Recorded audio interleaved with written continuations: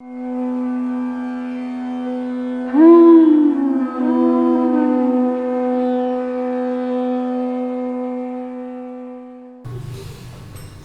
नमो भगवते वासुदेवाय। ओम नमो भगवते वासुदेवाय। ओम नमो भगवते वासुदेवाय।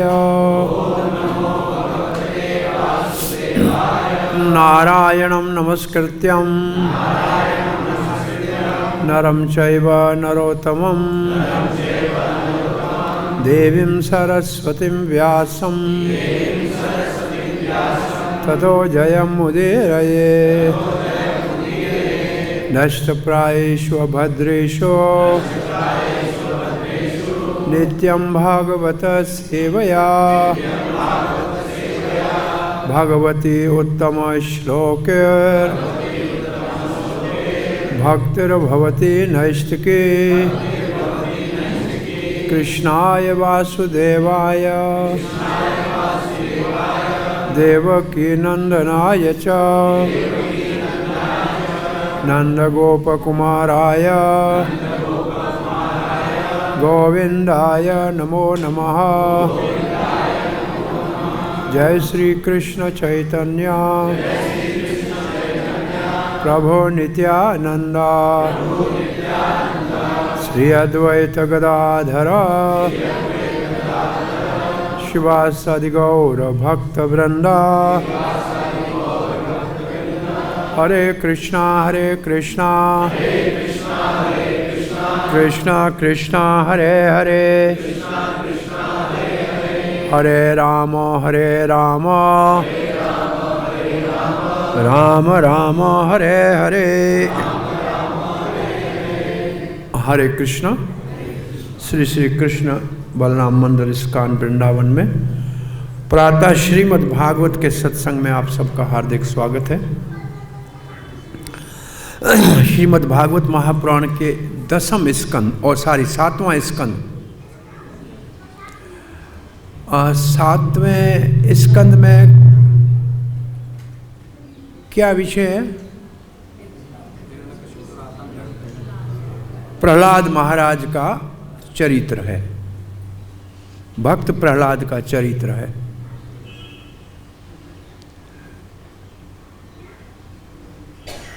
यह छोटा स्कंद है। दूसरे नंबर का नहीं कहा जाए कि तीसरे नंबर का छोटा स्कंद है। तो पहले नंबर का छोटा स्कंद कौन सा है? दूसरा। उसमें केवल 10 अध्याय है। और दूसरे नंबर का छोटा कौन सा स्कंद होगा? 12वां। उसमें 13 अध्याय है। तो तीसरे नंबर का छोटा स्कंद है 7वां। उसमें 15 अध्याय है। अब भागवत में विषय कितने हैं? 10। उसमें से एक विषय विशेष रूप से 7वें स्कंद में, वो कौन सा विषय है? ऊती। नाम सुना है? ऊती। ऊती कर्म वासना, ऊतवी अथवा कर्म वासना। वैसे ऊती शब्द कहाँ से निकला है? कपड़ा बुनने से। कपड़ा बुनते हैं ना, तो 3 धागे ऐसे 3 धागे ऐसे, उसको कहते हैं ऊती। ऊतरी का मतलब कपड़ा बुनना। तो हमारा शरीर कैसे बनते हैं? 84 लाख जोनियों में शरीर कैसे बनते हैं? कर्मों की वासना से। किससे बनते हैं? कर्मों की वासना से। ये कर्मों की वासनाएं कहाँ होती है, कहाँ रहती हैं हमारे शरीर में? कर्मों की वासनाओं का केंद्र कौन सा है? मन। सूक्ष्म शरीर अंतःकरण, जिसमें मन मुख्य रूप से हमारे कर्म वासनाओं का केंद्र है। और वो कर्म वासनाएं हमारे को एक शरीर से दूसरे शरीर में ले जाती हैं। कौन सा शरीर प्राप्त होगा वो कर्म वासनाओं के ऊपर निर्भर करता है। तो 3 प्रकार की कर्म वासनाएं इस 7वें स्कंद में बताई गई है। दैवी कर्म वासना, आसुरी कर्म वासना और मानवी कर्म वासना। दैवी कर्म वासना के अंतर्गत प्रहलाद महाराज का चरित्र है, एक भक्त कैसा होना चाहिए। असुरी कर्म वासना का उदाहरण हिरण्याकशिपु का चरित्र है। और मानवी 4 वर्ण आश्रमों का 5 अध्यायों में युधिष्ठिर महाराज के प्रश्न के ऊपर नारद ऋषि बताते हैं 11 से 15 अध्याय तक। वर्ण आश्रम मानवी समाज की वासना। वर्ण आश्रम का ऐसा कहीं और विशेष वर्णन नहीं मिलेगा जितना 7वें स्कंद में है। और ये स्कंद पूरे का पूरा हस्तिनापुर के राजमहल में और युधिष्ठिर महाराज के राजसूय यज्ञ के समय की वार्ता है, जहाँ एक महाजन नारद महाजन है 12 में, नारदो कपिलो नारद है ना। एक महाजन दूसरे महाजन से बातचीत कर रहा है और दूसरा महाजन है युधिष्ठिर महाराज। युधिष्ठिर महाराज भी महाजन है ना, धर्मराज है, तो धर्मराज भी महाजन है। तो 2 महाजनों के बीच में संवाद है। संवाद का मतलब है, संवाद का अर्थ होता है कि गुरु और शिष्य के बीच में अथवा 2 वरिष्ठ उन्नत भक्तों के बीच में परम सत्य को समझने के लिए जिज्ञासा को कहते हैं संवाद। और विषय क्या है? विषय है तीसरे भागवत का चरित्र। और तीसरा भागवत कौन है? प्रहलाद महाराज। तो 7वें स्कंद में 3 भागवत की त्रिवेणी है। एक भागवत पुरुष बोल रहा है, एक सुन रहा है और एक की कथा हो रही। अद्भुत इसको अपने आप में अद्भुत स्कंद है, एक ही जगह पे हस्तिनापुर में कहा गया है। और अब जिस विभाग में हम हैं वो है असुरी वासनाओं का विभाग। हिरण्याकशिपु के एक बात समझते चलें कि हिरण्याकशिपु असुर नहीं है, वो असुर का अभिनय कर रहा है। ये समझते चले हिरण्याकशिपु को बुरा नहीं कहने का है। जो हिरण्याकशिपु कर रहा है वो हमको नहीं करना है। क्यों हिरण्याकशिपु असुर नहीं है? वो तो भगवान का पार्षद है, जय विजय दोनों थे। वो तो भगवान की लीला में भाग लेने के लिए आए। एक महात्मा कहता था, भगवान ने भगवत गीता में कह दिया 3 नरक के द्वार हैं। कौन से? और ये तीनों काम क्रोध लोभ के प्रतीक है। लोभ हिरण्याकशिपु, काम रावण और क्रोध शिशुपाल, ये तीनों नरक में ले जाने वाले दरवाजे हैं। उनका अभिनय करके दिखाया है। कोई जो ऐसा करेगा वो नरक में जाएगा, लेकिन ये नरक में नहीं जाएंगे, ये तो वापस भगवान के धाम में जाएंगे। तो पहले तो ये समझना चाहिए कि ये असुर नहीं है। ये हमको बताना सिखाना चाह रहे हैं कि हमारे अंदर असुरी प्रवृत्तियां कौन सी हैं, उनको निकालनी चाहिए। तो प्रायः लोग इनको बुरा कहते हैं, ये बुरा नहीं है, ये हमारी बुराइयों को दिखाने के लिए आईना है कि हमारे अंदर क्या है। तो अध्याय का नाम है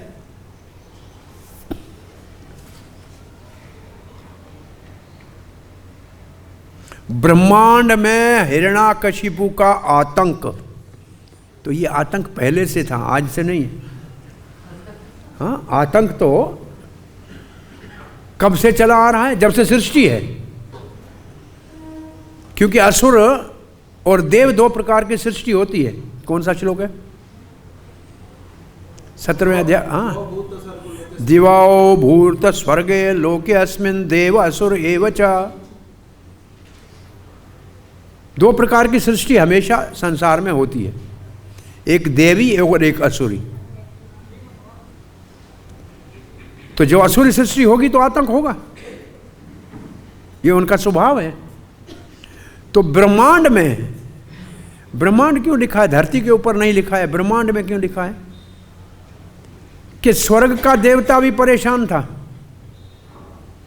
सारे देवता ब्रह्मा विष्णु महेश को छोड़कर बाकी सब हिरण्याकशिपु के आतंक से बहुत बड़े दुखी थे। तो इसके अंतर्गत आज हम पढ़ेंगे 21वां श्लोक। 21वें श्लोक में बहुत अच्छी शिक्षा है कि संसार में आतंक तो सदा रहेगा, परंतु जो साधु पुरुष है उसको क्या करना चाहिए।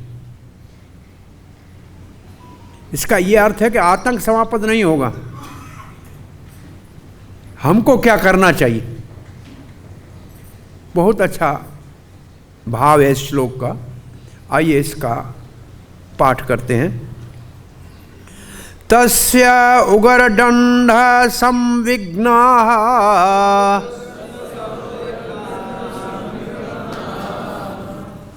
सर्वे लोकाः सपालकाः अन्यंतर अलब्ध शरणः शरणं ययो अच्युतम्।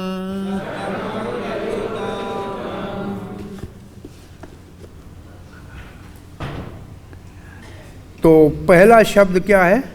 तस्य। ये तस्य किसके लिए है? हिरण्याकशिपु के लिए, जिसके लिए कल आपने पढ़ा था। तो कल क्या पढ़ा था, किसी को याद है कल का श्लोक?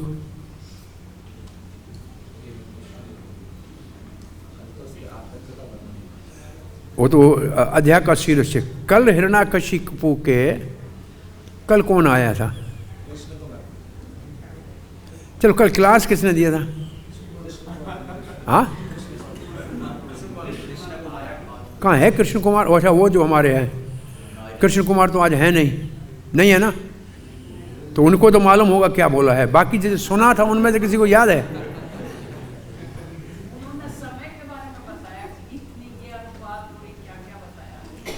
नहीं, कल का श्लोक में सिर्फ पढ़ रहा हूँ, क्योंकि तस्य शब्द से पहले तो आगे क्या था वो देखना पड़ेगा ना।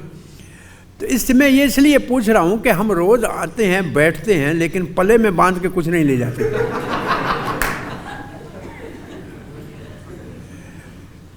प्रभुपाद जी ने इसको कक्षा कहा है। क्या कहा है? सुबह भागवत कक्षा। और कोई बच्चा आपका कक्षा में बिना कॉपी पेन के जाए तो उचित है क्या? नहीं है ना। तो हमारे पास एक कॉपी पेन होनी चाहिए ना, 2 शब्द लिखना चाहिए ना कि आज हमारे पल्ले क्या पड़ा। अब तो एडवांस है, सबके पास मोबाइल है, उसमें भी लिख सकते हो, लेकिन 2 बातें तो लिखनी चाहिए ना कम से कम। एक बात रोज की नई सीखें तो भी हमारी आयु कितनी है। मानो कोई 80 साल जीता है तो कितनी नई बातें सीखेगा। इसके लिए थोड़ा सा प्रयास करना पड़ेगा कि नहीं करना पड़ेगा? होना चाहिए कि नहीं होना चाहिए? तो ये कट्ठा जैसे कि बीज है, डाल रहा है, तो हमारी अगर जमीन ही अच्छी नहीं होगी तो उपजे कुछ भी उपजेगा नहीं। तो कल के श्लोक में क्या कहा गया था मैं पढ़ रहा हूं, आप सुन लीजिए। इस प्रकार अपने ऐश्वर्य से अधिक गौरव, हिरण्याकशिपु के पास था वैभव, और उसके कारण क्या होता है? गौरव शब्द नहीं, उसका शब्द तो दूसरा है। संस्कृत में शब्द क्या लिखा है देख लेते हैं क्या शब्द है।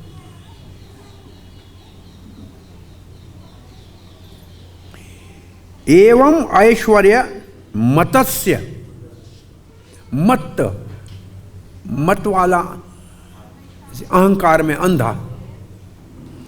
मत कहते हैं, जैसे वैष्णव अपराध को क्या कहते हैं?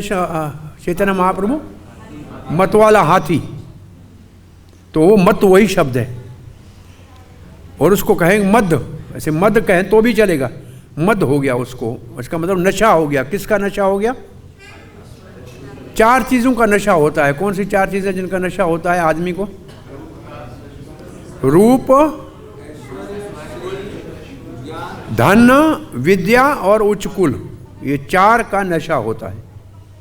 तो यहाँ कौन सा नशा है हिरण्यकशिपु को? ऐश्वर्य का। उससे क्या हो गया? दृप्तस्य, उससे दृप्त हुआ। दृप्त किसको कहते हैं? ये देखो, एक मद एक दृप्त, 2 हो गए। दर्प, एक शब्द दर्प है ना, दर्प शब्द निकला कहाँ से? वो संस्कृत का महात्मा बताएगा। दर्पण वहाँ से निकला है, जिसके अंदर अपने को देख के कहेगा अरे मेरे जैसा अच्छा कोई नहीं है, मैं सबसे अच्छा हूँ, चाहे भले काला पहले नंबर का हो, लेकिन कहेगा भाई कोई बात नहीं, रंग काला है, मेरा नाक तो अच्छा है ना। तो जिसको देख के दर्प हो जाए उसको कहते हैं दर्पण। दर्प का मतलब अपनी ही प्रशंसा के लिए आशा रखता हो दूसरों से कि लोग मेरी प्रशंसा करें, मैं सबसे अच्छा हूं। तो ये दर्प हो गया उनको। और वो क्या करने जग लगा? लिखा है यहाँ दर्प, इसे मैं इसलिए पढ़ा था। गर्व एवं प्रमाणिक शास्त्रों के विधि विधानों का उल्लंघन करते हुए, प्रमाणिक शास्त्रों का उल्लंघन करना, ये हमने कई बार आपसे एक प्रश्न पूछा था, याद है कि असुर और देव में अंतर क्या है?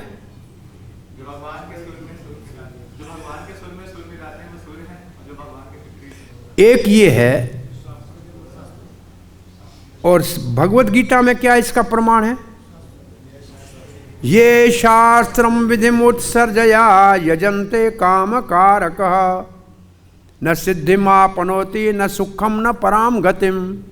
जो शास्त्र का उल्लंघन करेगा वो असुर, उसको न सिद्धि मिलेगी, न सुख मिलेगा, न परम गति मिलेगी। तो असुर कौन है? जो शास्त्र का उल्लंघन करता है। और फिर जो अभी हमारे दूसरे प्रभु जी कह रहे थे, वो ऐसा ही पद्म पुराण का श्लोक है। दिवाओ सर्गो लोके अस्मिन देव असुर एवच, यहां तक तो ऐसा ही है जैसा भगवत गीता में है। फिर पद्म पुराण में क्या लिखा है? विष्णु भक्ता देवता सुराः तत् विप्रियः असुराः। जो विष्णु के भक्त हैं वो देव हैं, और उसके विपरीत हैं वो असुर है।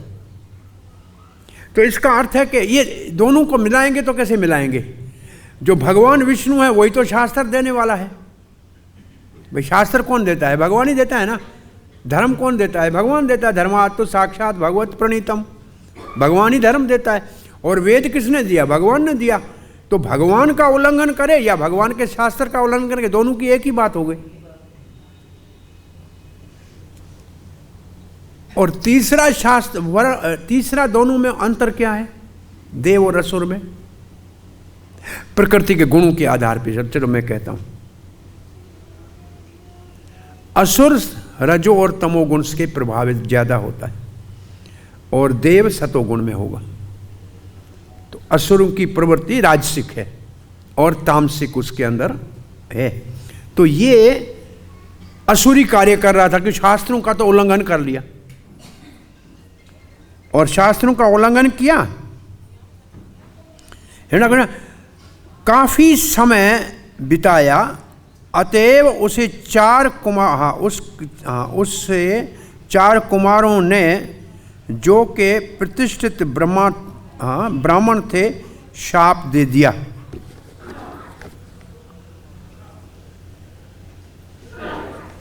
कहाँ शाप दिया? क्या है ये?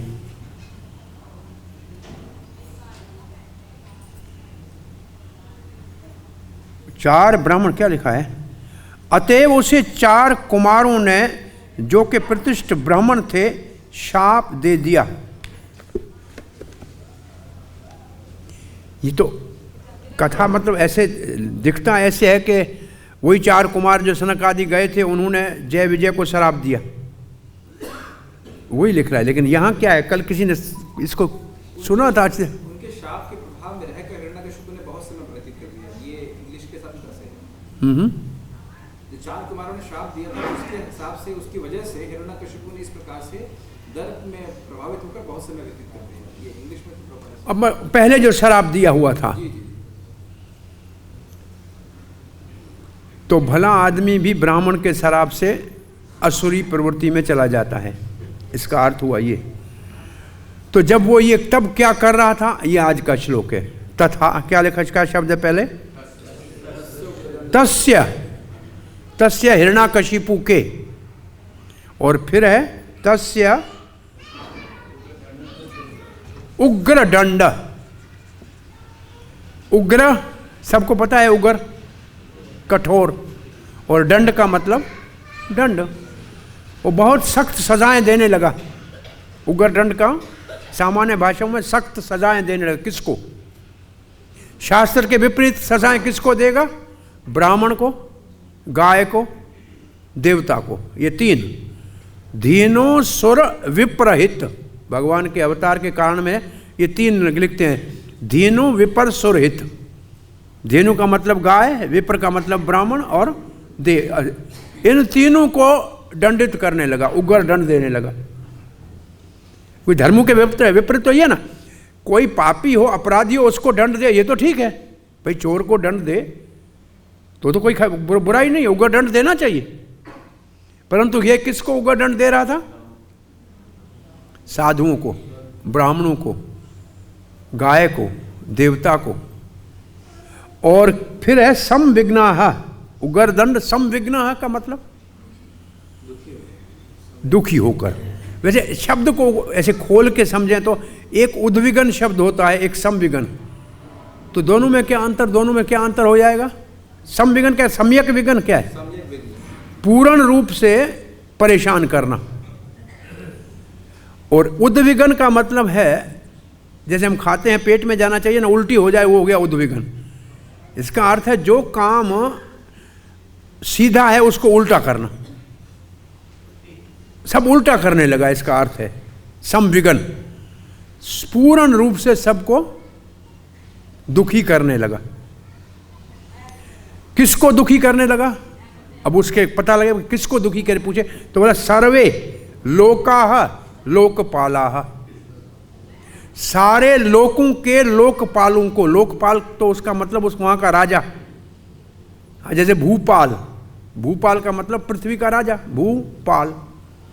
तो सारे लोकों के अधिपतियों को सख्त दंड देकर पूर्ण रूप से परेशान करने लगा। ये अर्थ हुआ ना इसका? हाँ, हुआ ना पहली बात। सर्वलोक का मतलब क्या? चंद्रलोक वाला भी, स्वर्गलोक वाले भी, गंधर्वलोक वाले भी। ये आगे आएगा कि ये सारे के सारे भगवान नरसिंह देव के सामने हाथ जोड़ के पूरी कहेंगे हम सबको परेशान किया। ये आएगा आगे कि सारे लोकपाल, तो सारे लोकों के लोकपाल वो हिरण्याकशिपु के उग्र दंड से संविघ्न थे। इसका अर्थ ये हुआ। तो कहां जाना चाहिए?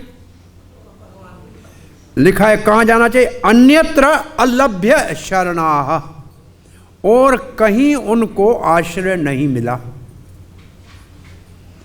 भाई कहां जाएं? भाई जाना चाहिए किसके पास? ब्रह्मा जी के पास जाएं, ज्यादा से ज्यादा उनका आगे। ब्रह्मा जी ने तो आशीर्वाद दे दिया था, वो तो कुछ कर नहीं पा रहा है। किसी के पास जाना चाहिए अपने से बड़े से। बोला कहीं और उनको कहीं सहारा नहीं मिला, कहीं आश्रय नहीं मिला। तो वो कहां चले गए? शरणम ययु, शरण में गए किसके? अच्युतम। अच्युतम शब्द विशेष रूप से भगवान श्री कृष्ण के लिए तो भगवत गीता में अच्युत शब्द तो प्रमुख है। भगवत गीता शुरू ही अच्युत शब्द से होती है। अर्जुन कहता है सेन्योर उभ्योर मध्य रथ्यम स्थाप्य में अच्युत, और पूर्ण आहुति भी भगवत गीता की इसी अच्युत शब्द से होती है। नष्टो मोह स्मृति लब्ध्वा त्व प्रसादा। और अच्युत शब्द के लिए भागवत में कहाँ लिखा है, क्या लिखा है? देवानाम अच्युतो गणानाम यथा गंगा वैष्णवानाम यथा शंभु। तो इसका मतलब अच्युत भगवान कृष्ण को ही कहना चाहिए, क्योंकि सबसे श्रेष्ठ तो वही है। से नाम सबके लिए है, जो कभी अपने वचन से नहीं चूकते। कहते हैं भक्तों की रक्षा करता हूं तो कभी नहीं चूकते, अपने भक्त के वचन को सदा सत्य करते हैं। अपने रूप से भी कभी नहीं चूकते, जो रूप उनका है वो नित्य है, उसमें परिवर्तन नहीं आता है। अच्युत, अच्युत शब्द की बहुत बड़ी परिभाषाएं हैं, पढ़ना नहीं, उसको समझना चाहिए अच्युत की परिभाषा क्या है। थोड़े दिन पहले हमने भगवत गीता में अच्युत शब्द को पढ़ा था, उसकी एक परिभाषा थी 4थे अध्याय में। अद्वैतम अच्युतम अद्वैतम कहाँ से? ब्रह्मा संहिता से। कौन सा श्लोक है? अद्वैतम अच्युतम अनादि अनंत रूपम। वहाँ अच्युत की परिभाषा क्या थी?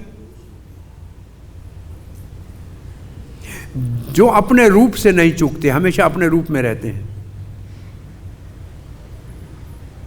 तो बहुत जगहों पे इसका अर्थ मिलता है। तो अच्युत शब्द जब आए, आप एक ही पल्ले में गांठ बांधिए, अच्युत का मतलब श्री कृष्ण, पक्का कर लो।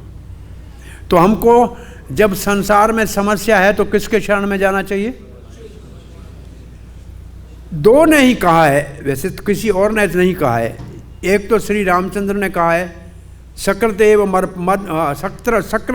परपनाहा, जो एक बार कहे कि मैं तुम्हारा हूं।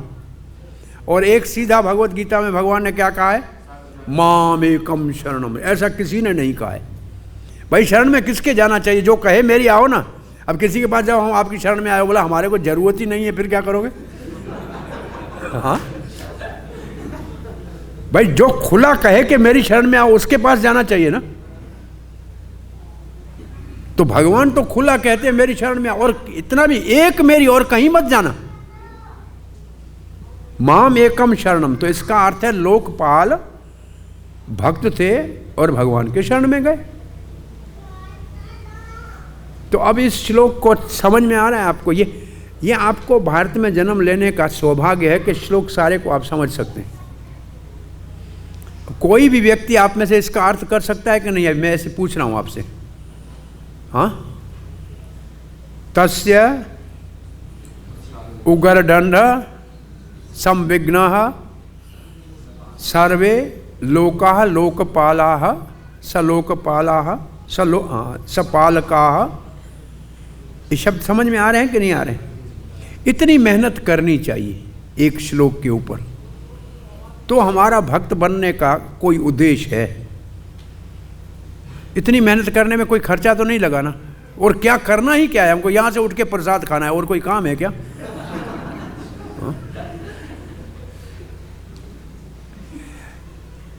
ये श्लोक लिख के रखो, 2 मिनट लगेंगे, इसको लिख के जेब में रखो एक छोटे पन्ने पे, और सारा दिन इसको देखते रहो, तो ये याद हो जाएगा सारी उम्र के लिए। और ऐसे अगर हमने याद किए होते तो कितना लाभ होता। आज हम बोलते तो एक एक श्लोक हमारे मुख से अपने आप निकलता कि नहीं निकलता? पहले इस्कान के अंदर रविवार का जो प्रीति भोजन प्रसाद होता था ना, मंदिर के भक्तों को श्लोक नहीं याद होता था तो खीर नहीं मिलती थी। इसलिए आप प्रभुपाद जी के पुराने शिष्यों को पूरा ईशोपनिषद याद मिलेगा। आप जाके पूछो, सबको याद है, क्योंकि वो बैठा होता था बाहर, प्रेसिडेंट बोलता श्लोक पढ़ो, ये कटोरा खीर का लो, नो श्लोक नो खीर। ऐसे था, और इसलिए वो बेचारे याद करते थे।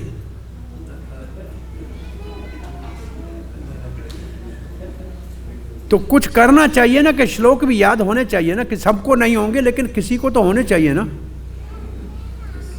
आज के श्लोक को कौन लिखेगा और कम से कम कल याद करेगा? प्रयास करना चाहिए कि नहीं? बहुत अच्छा श्लोक है कि नहीं, कि भगवान के शरण में जाना चाहिए। संसार में संकट रहेगा, आतंक समाप्त नहीं होगा, कोरोना समाप्त नहीं होगा, दोबारा आ गया तो जाना कहाँ है? भगवान के शरण में जाना है। और कहाँ जाना है? इधर उधर भटकने की जरूरत नहीं है, भगवान के शरण में जाओ। तो बहुत अच्छा श्लोक है, और इसको याद करने के लिए थोड़ा अभ्यास करना चाहिए। एक श्लोक भी याद करोगे ना तो भगवान कहेगा ये कम से कम मुझे, मेरी वाणी को आदर दे रहा है।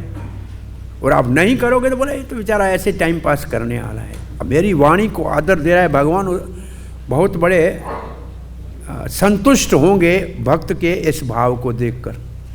अब हम पढ़ते हैं प्रभुपाद जी का अनुवाद। हिरण्याकशिपु द्वारा दिए गए कठोर दंड से सबके सब, यहां तक के विभिन्न लोकों के शासक भी अत्यधिक त्रस्त थे। यह है संस्कृत भाषा। संस्कृत मतलब लिखने की भाषा। इसको पढ़ लेता मैं सीधा ना तो एक शब्द आपके यहां नहीं अटकता। ये सच कह रहा हूं कि झूठ कह रहा हूं? ऐसे ही मैं पढ़ के श्लोक और ये ऐसे पढ़ लेता, एक शब्द आपके माथे में नहीं अटकता। मैं दोबारा पढ़ता हूं, सुनने। हिरण्याकशिपु द्वारा दिए गए कठोर दंड से सब के सब, यहां तक के विभिन्न लोकों के शासक भी अत्यधिक त्रस्त थे। पढ़ना अच्छा है, लेकिन समझ में आने के लिए थोड़ा फिर सोचना पड़ेगा। अब आगे पढ़ रहे हैं। वे अत्यंत भयभीत तथा उद्विग्न होकर, ऊपर संविग्न, नीचे प्रभुपाद ने उद्विग्न हो लिखा है, उद्विग्न होकर अन्य किसी का आश्रय न पा सकने के कारण, उन्होंने कहीं इधर उधर प्रयास किया लेकिन नहीं मिला, पूर्ण पुरुषोत्तम भगवान विष्णु की शरण में आए। अच्युत को प्रभुपाद जी ने विष्णु के, पूर्ण पुरुषोत्तम भगवान विष्णु के शरण में आए। अब प्रभुपाद जी की भगवत गीता से ये श्लोक, प्रभुपाद जी ये श्लोक क्यों लिखा है सोचना आप। तात्पर्य प्रभुपाद जी का शुरू होता लिखते हैं, भगवत गीता के 5:29 में भगवान कृष्ण कहते हैं, भोक्तारम यज्ञ तपसाम सर्वलोक महेश्वरम सुहृद सर्वभूतानाम ज्ञात्वा माम शांति मृच्छति। यही श्लोक प्रभुपाद को कैसे इसके तात्पर्य में लिखने की इच्छा हुई। चाहिए क्या सबको? शांति। क्यों है आतंक? भाई आतंक है तो क्या चाहिए? शांति चाहिए। तो शांति कहाँ मिलेगी? तब प्रभुपाद को याद आया कि शांति का यही सूत्र है। ऐसे लग रहा है कि नहीं? ये श्लोक लिखने के कोई बहुत से और श्लोक भी लिखे जा सकते थे, सर्वधनवान परित्याग भी लिखा जा सकता था, लेकिन यहाँ चाहिए थी संकट से मोचन और शांति। तो शांति के लिए ये श्लोक प्रभुपाद जी का यहाँ भाव में आया। तो प्रभुपाद जी लिखते हैं इस श्लोक के भाव में, मुनिगण मुझे समस्त यज्ञों तथा तपस्याओं का चरम प्रयोजन, मुनिजन, प्रभुपाद ने मुनिजन लिखा है, श्लोक में मुनिजन नहीं है ना? मुनिजन क्यों लिखा? श्लोक में मुनिजन तो है नहीं, तो यज्ञ कौन करेंगे? हाँ, यज्ञ कोई खेती बाड़ी करने वाला तो नहीं करेगा, मुनिजन ही करेंगे ना। भाई यज्ञ करने वाला वो होगा जिसको संस्कृत पढ़ा होगा, तो कोई साधु संत ही करेगा ना। तो भाई यज्ञ कौन करेगा? मुनिजन, मननशील, जो यज्ञ करने वाले हैं। मुनिगण मुझे समस्त यज्ञों तथा तपस्याओं का चरम प्रयोजन, समस्त ग्रहों तथा देवताओं का परमेश्वर तथा समस्त जीवों का उपकारी तथा शुभ चिंतक जानकर भौतिक यातनाओं से शांति लाभ करते हैं। प्रभुपाद जी भोक्तारम यज्ञ तपसाम लिखा, फिर लिखा सर्वलोक महेश्वरम। सर्वलोक महेश्वर में क्या लिखा? ग्रहों और ग्रह ही लिखा। ग्रह क्यों लिखा? सर्वलोक महेश्वर में ग्रह ही लिखा, तो 9 ग्रहों के अपने लोक हैं कि नहीं है?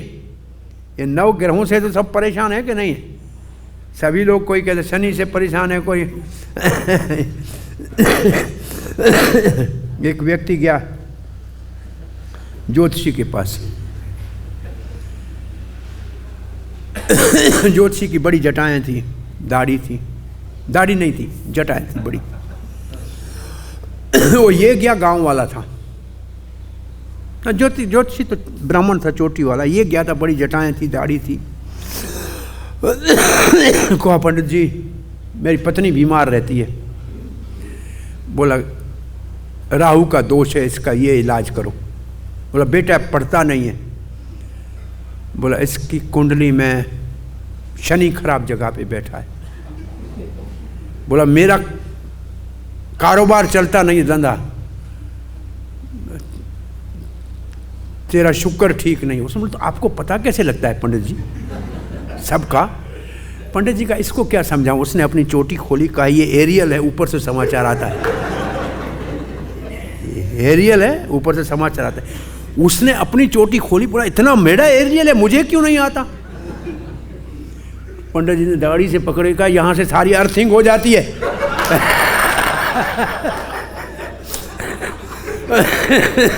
सारी अर्थिंग हो जाती है। तो मैं इसलिए कह रहा हूँ कि आप रोज एरियल ऊपर करके सुनते हैं, सुबह अर्थिंग हो जाती है। बिना दाढ़ी के ही अर्थिंग सब चला जाता है।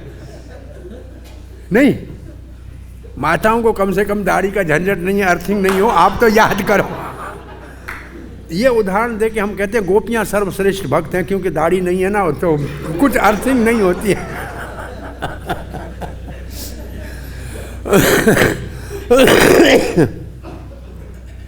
हरे कृष्णा।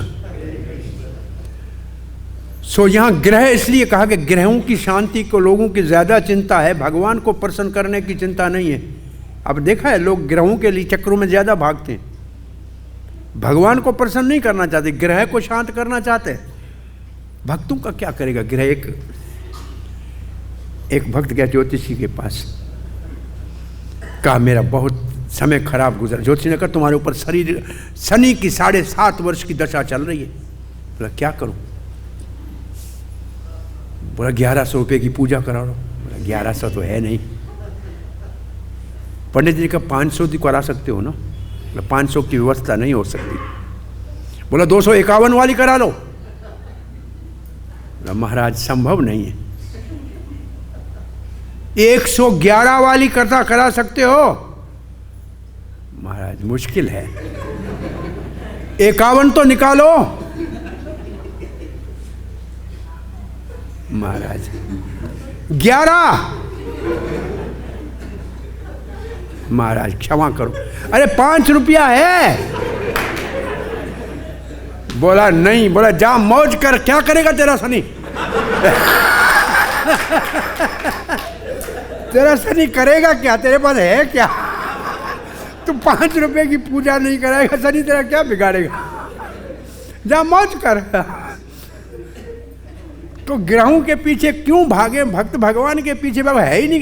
भगवान मिल तो अकिंचन को है, अकिंचन गोचर है, अकिंचन को मिलता है। अकिंचन बन जाओ तो कोई ग्रह कुछ नहीं बिगाड़, है ही कुछ नहीं तो बिगाड़ेगा क्या? वैसे शनि करेगा क्या? शनि श्री कृष्ण का साला है कि नहीं है?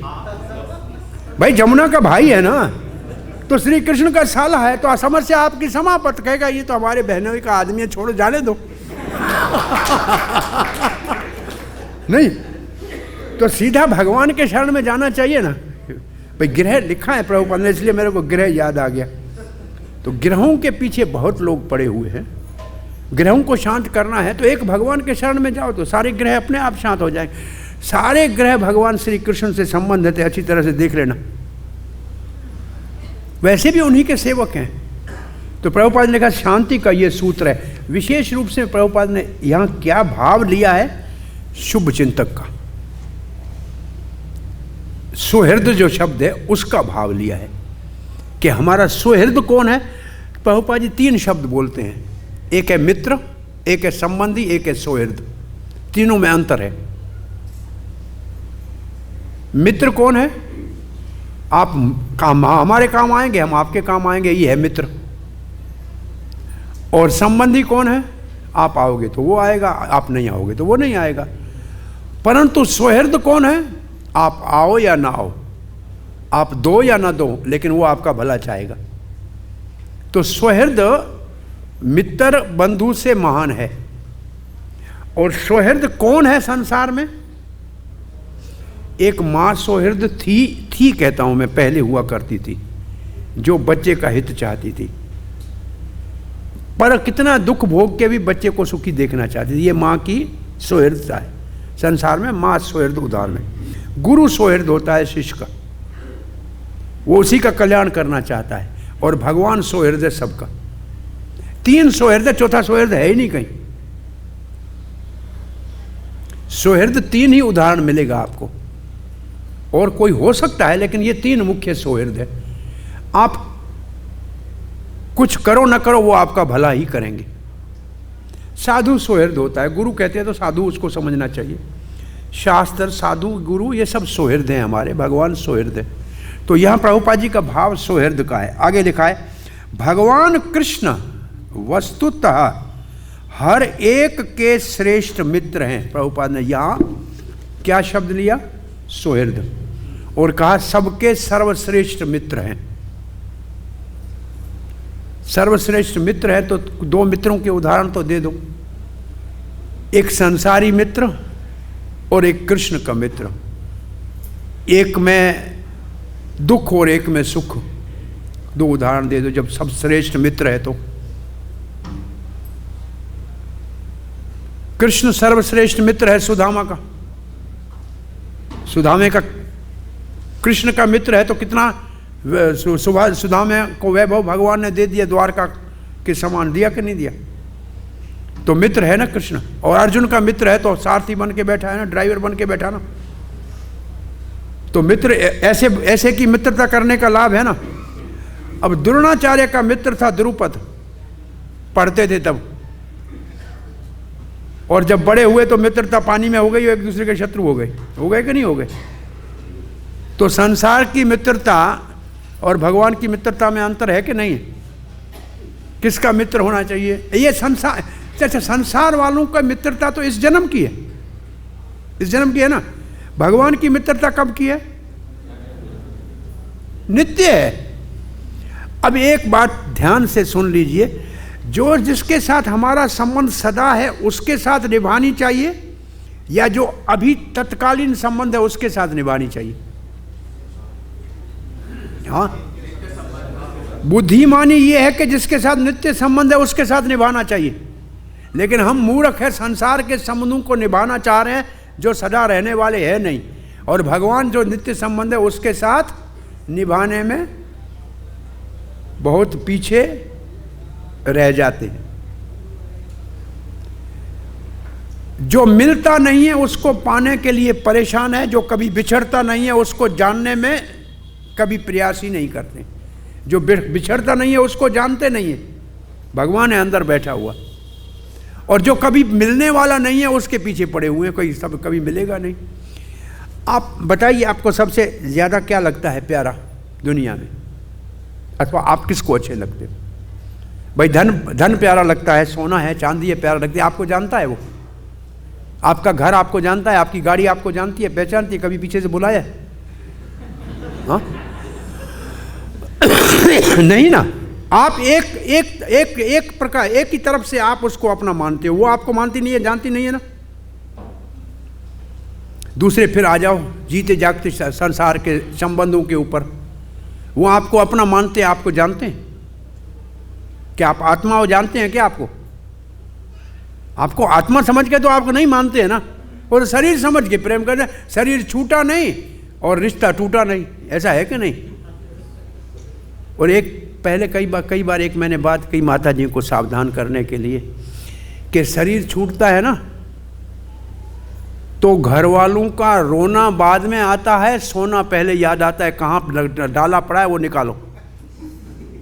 मरते समय पहला काम करते कान का सोला निकालो, कहाँ सोना पड़ा है निकालो।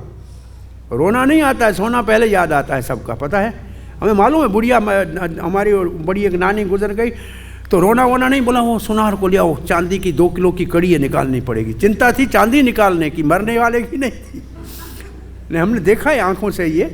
तो ये सब रिश्ते ना, वो भगवान का रिश्ता जो नित्य है उसको क्यों नहीं निभाते?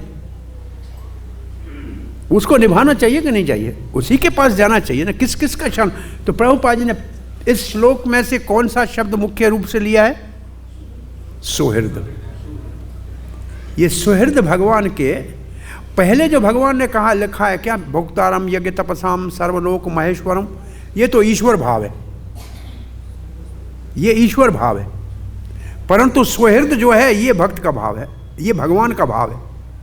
भगवान सुहृद है, परमात्मा सुहृद नहीं है। वो बैठा है सबका साक्षी, वहाँ सुहृद लिखा है क्या?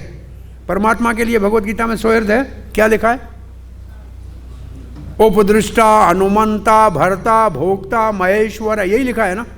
वहां लिखा है क्या सौहृद है? ब्रह्म के लिए कहीं सौहृद लिखा है? नहीं। निर्विकार है, निर्लेप है, निराकार है, उसके लिए कोई नहीं लिखा। सौहृद सिर्फ भगवान के लिए। तो सौहृद शब्द जो है भगवान का सूचक है, परमात्मा का भी नहीं है और ब्रह्म का भी नहीं है। तो प्रभुपाद ने अच्युत शब्द को सुहृद शब्द के साथ जोड़ के मित्र बना लिया। और सबसे घनिष्ठ विपत्ति या दुख में शुभचिंतक मित्र की खोज की जाती है। दुख है या विपत्ति है तो शुभचिंतक, शुभचिंतक का मतलब सुहृद। प्रभुपाद जी अपने शिष्यों को चिट्ठी के अंत में क्या लिखते थे? आपका शुभचिंतक, सुहृद। अंग्रेजी में वेल विशर लिखते थे, उसका अर्थ था आपका शुभचिंतक। ये प्रभुपाद की हर चिट्ठी के नीचे लिखा होता था, आपका शुभचिंतक। तो दुख में, संकट में शुभचिंतक को ढूंढते हैं, प्रभुपाद जी लिखते हैं। और ऐसे ही परम शुभचिंतक भगवान श्री कृष्ण है। कि आपको ढूंढना है तो पहले से ही बता रहे हैं, भगवान ऐसा श्री कृष्ण शुभचिंतक है। अतएव विभिन्न ग्रहों के सारे निवासी, विभिन्न ग्रहों के मतलब लोकों के, यहां लोकों सीधा लिखना था, ग्रहों लिख के परेशान किया है कि सिर्फ ग्रह वाले थोड़ी है, सभी लोकों के, सभी लोकों के सारे निवासी अन्य कोई शरण न पाकर अपने परम मित्र के चरण कमलों की शरण ग्रहण करने के लिए बाध्य हो गए। यदि हम प्रारंभ से ही परम मित्र की शरण खोजते रहें तो किसी प्रकार के भय का कोई कारण नहीं उठता। अब प्रभुपाद ने क्या लिख दिया? जब संकट आया तो गए कृष्ण के शरण में। कब गए? जब संकट आया तब। फिर प्रभुपाद जी कहते पहले से ही गए होते तो संकट क्यों आता? तो हमारे को इससे क्या सीखना चाहिए? संकट के आए तब जाएं भगवान के शरण में या पहले से ही जाए? पहले से ही जाएं। संकट आए फिर जाएं वो भी ठीक है, परंतु पहले क्यों न जाए? पहले ही जाना चाहिए श्री कृष्ण के शरण में। कब से जाना चाहिए? कब जाना चाहिए? कौन सी उम्र में जाना चाहिए?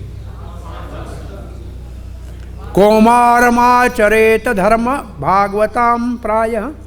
ये प्रहलाद महाराज ही कह रहे हैं। प्रहलाद महाराज कह रहे हैं ना? हाँ, प्रहलाद महाराज कह रहे हैं।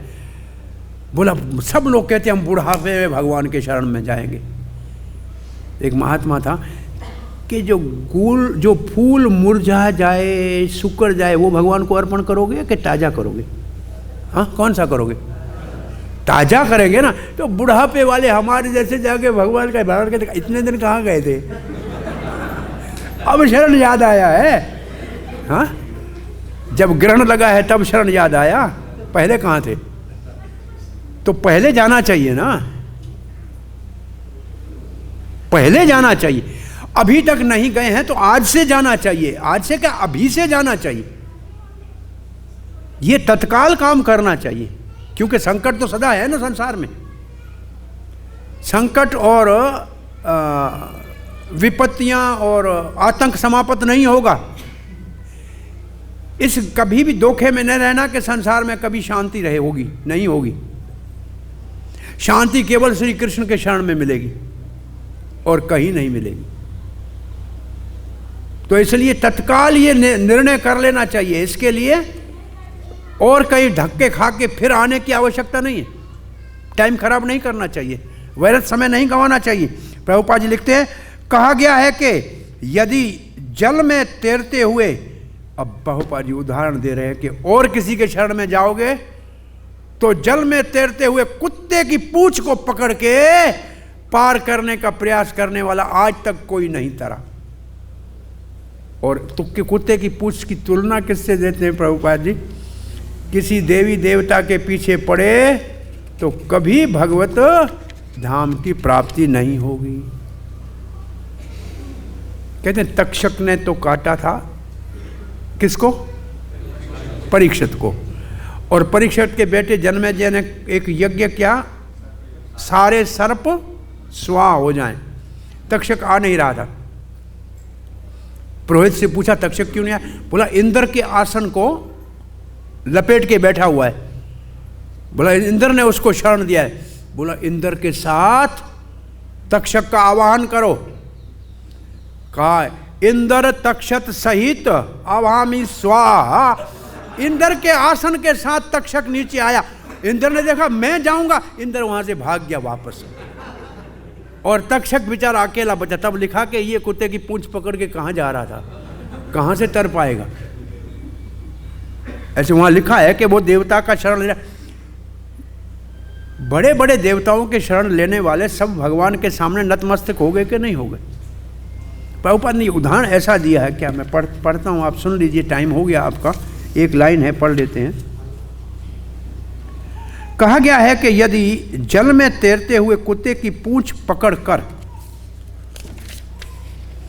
कोई व्यक्ति समुद्र पार करना चाहे तो वो निस्संदेह मूर्ख है।